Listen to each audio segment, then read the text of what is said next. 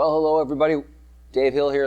Welcome to lesson number 5 of the single string guitar class, Dave Hill Guitar Bible, part 2. Remember that, part 2. We've already been working for a while in part 1 and we're expanding on our base of knowledge now in part 2 here.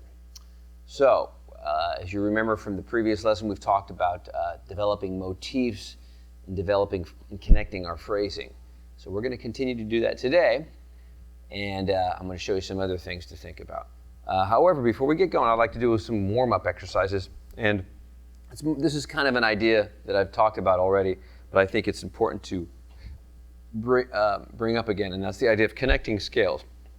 I'm going to try to do warm-up exercises and little connection exercises in every lesson from here on. So try to make sure that you keep up with these and you add them to your list of things to practice.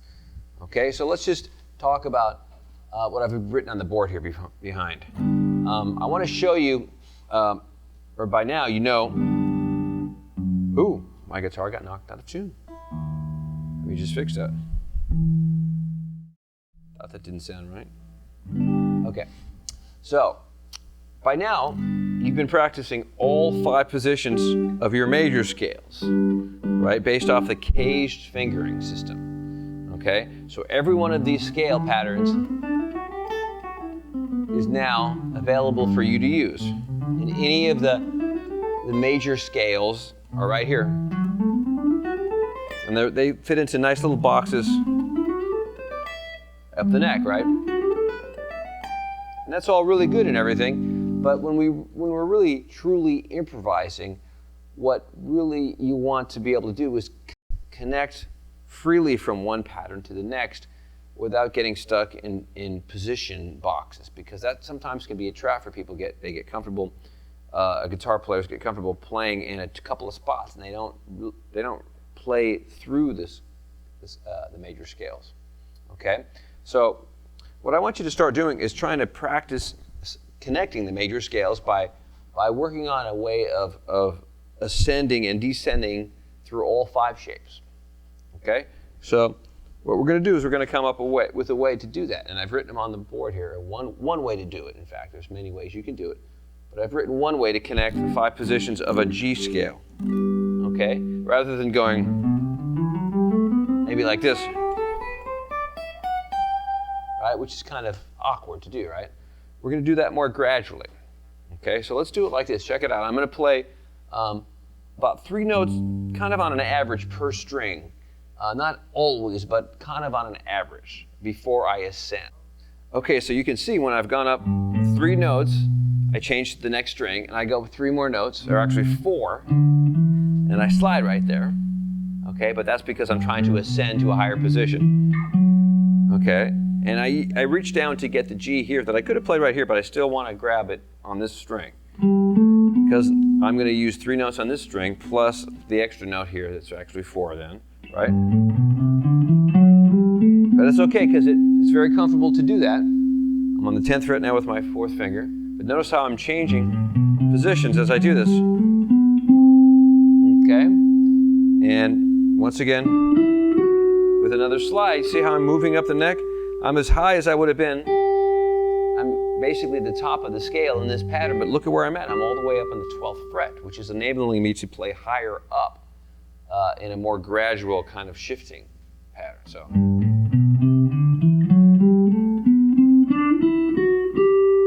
okay, and then as I keep going, now I go to the B string and I play 3 notes, and then I finally I finish off to the upper octave by playing 4 notes. So it's an average of 3 and 4 notes per string to make this happen. Okay, but it's very comfortable to do it like this.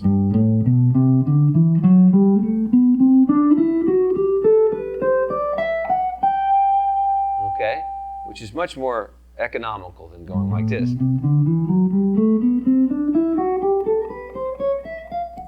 And making all those mistakes. You see, that wouldn't be a good way anyway, right? So let's check this out. Let's try this together, nice and slow. 2, 3, and 4, and.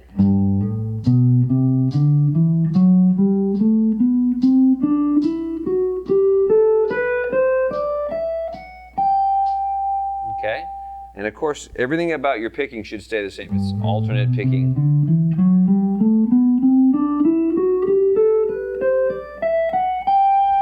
Okay, now you might ask yourself, well, how would you come back down? Well, it's pretty easy if you just reverse the numbers, reverse the fingering backwards. And there's other options on the way back down you could try. There's certainly other possibilities, but let's just say we reverse the numbers, okay? So we go 15, 14, 12, 10. We make the position shift right where we would have. And then we skip down to the 13th fret of the B string, right? And then basically, it all falls perfectly in line there.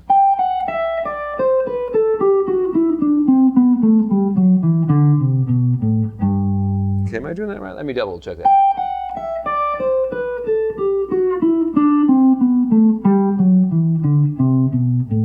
That's it. Okay, but you can see there's even more than that way to do it. You could go 4 notes in the top string and then 3 notes like I've done here, but then that feels pretty good. But let's say right here, you get down to the 7th fret of the D string, and then you play the G right here, which makes sense, and then you play the C right here. So you could come down a little bit, slightly different on the bottom end of the strings, and that would be okay too. The main thing is that you're trying to gradually ascend or descend through your major scales as you're doing this, okay? And that's going to be a good thing to practice. You can just do it over a chord and just, try a variety of different approaches to the exercise. Let's see.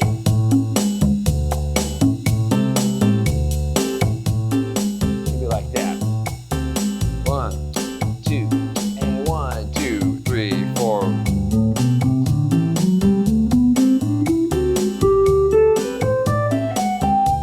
Let's do that again. 1, 2, 3, 4.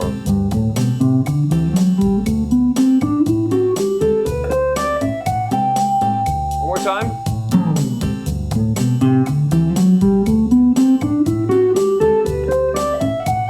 Let's come back down. 3, 4.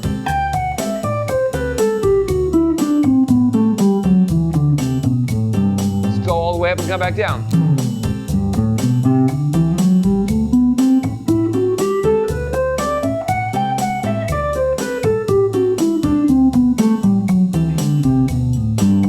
Okay, now you can start it anywhere in the scale and do this as you go up the neck, right? You can start on this on the 2nd degree.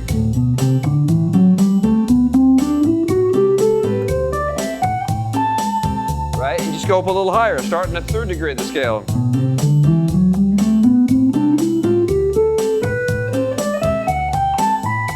Okay, the main thing is that you get used to going through the patterns, okay?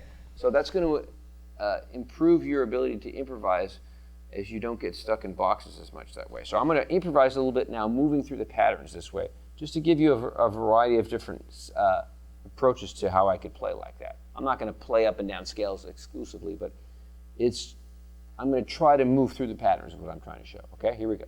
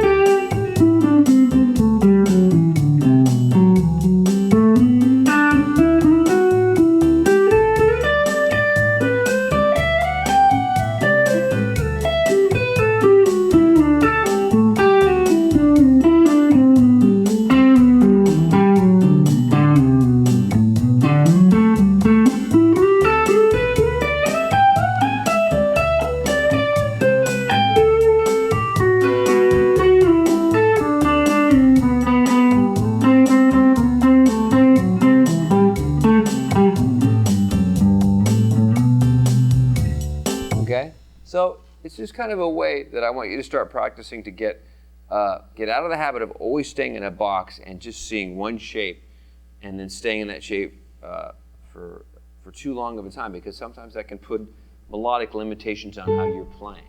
Okay, there's nothing wrong with that. You can make music in one box, in one pattern for a long time, but I want you to also be creative about moving through your patterns, because you'll come up with some interesting ways of playing that.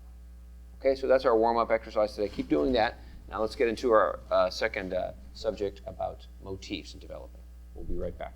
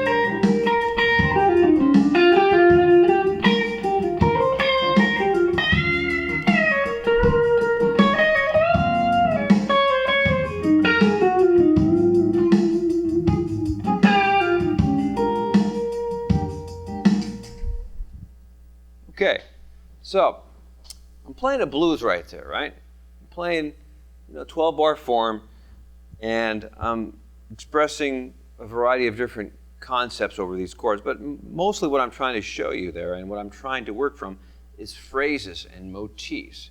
And I think I pretty clearly and slowly and very deliberately played a series of repetition and development over some simple phrases. One of the key things that I played that was this thing right here. Right, I used that a lot. I started right off with it, and I just kind of made that a theme throughout this 12-bar form. Okay, I didn't play it continuously, but I developed it and I used variation. But that's really the essence of what good improvising contains, is motifs that develop and phrases that connect so that it makes the listener want to continue to listen and not just tune out and get bored. Okay, so if you have a solo where you have to play something, whether it's 12 bars or 64 bars, what you're trying to do is grab someone's attention in that amount of time, either a short amount of time or a longer amount of time, and tell a little story with those measures of music. Okay, and sometimes what happens if you've been playing for a while and you get a certain tactical development happening, but you don't play with other people, what happens is you get that bedroom practicing kind of sound, which means that you're just playing notes continuously, but you're not ever making melodies because you're just never used to playing with other people. So you just jam endlessly and you don't leave space. And that's a bad trap to get into, and I call that bedroom practicing sort of phobia, or bedroom practicing syndrome. Okay? You want to play with other people so you understand what it's like to make music with other people. Okay?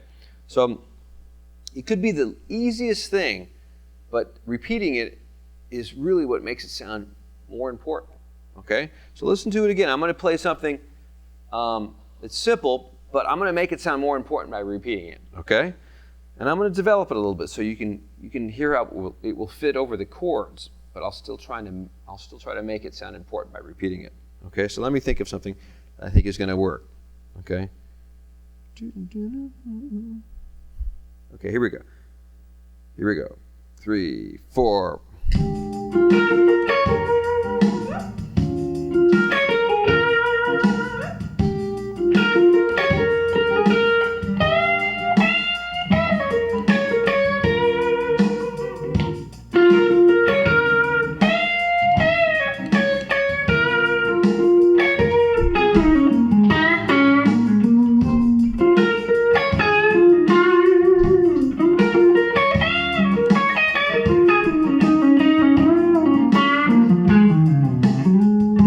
Play it again, but I'm going to develop.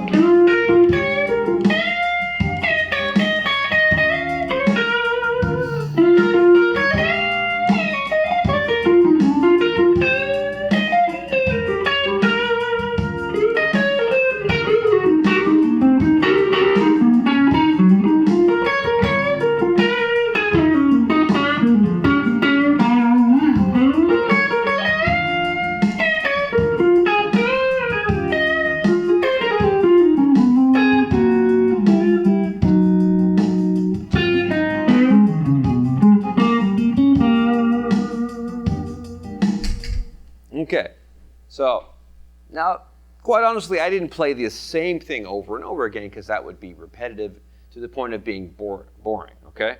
But I did play this a lot. Right, I play.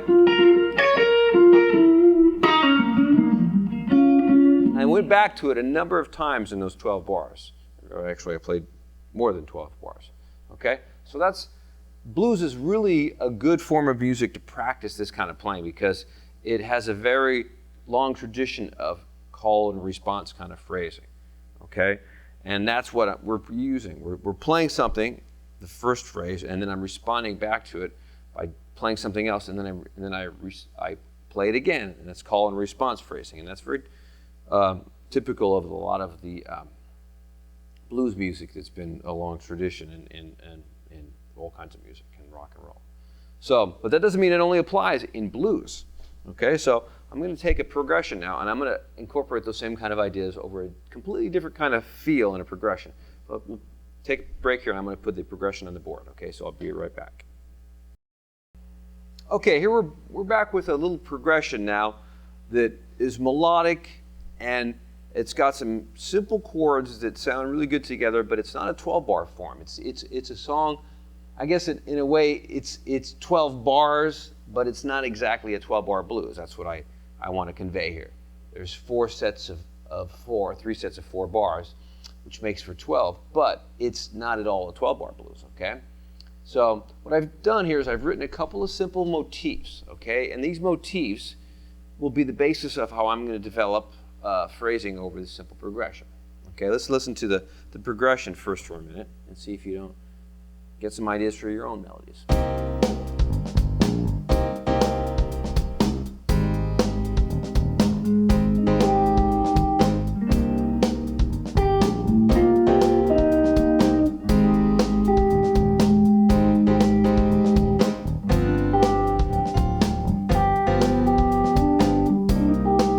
Okay, very, very melodic and straight ahead, okay? So one of the first phrase I wrote was this simple idea. Right? Sounds good over C minor. Sound good over the A flat. It would even sound good on even over the G. Okay, but there's a lot of potential with that idea. Then the second idea. Listen to how simple this is. So this comes in a little bit later in the bar. Right? Listen to that. Ba-da-ba-da, ba-da-ba-da. Those simple phrases can be the basis of a whole solo here, okay? But that's what's going to bring someone in to listen to what you're playing, is to play something simple and leave some space and then play it again and repeat it and make it develop, okay? So listen to how I'm going to use these phrases and then add some variety to it, okay? Here we go. 2, 3, 4.